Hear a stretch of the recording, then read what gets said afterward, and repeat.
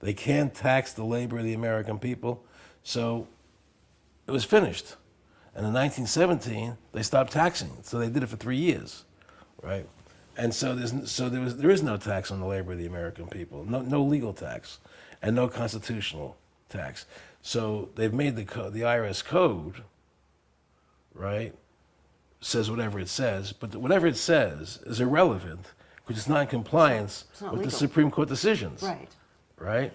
Right. And even the IRS code, if you actually examine it, okay, even though it's irrelevant because it doesn't comply with the Supreme Court, actually, if you examine it, there's still no law that makes you pay a tax on your labor.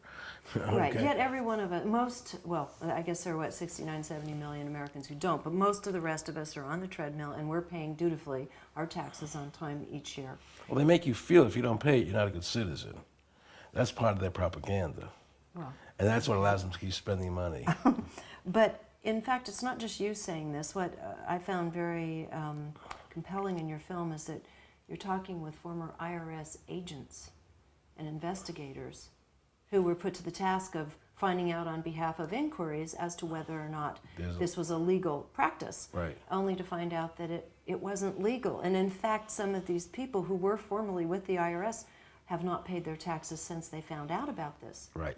Now, There are many IRS agents, former agents, who have left the IRS because they did the research, and they were in there before I was. right. You know, and they deserve to be honored for the work they've done because it's a giant, in my opinion, it's a giant scam.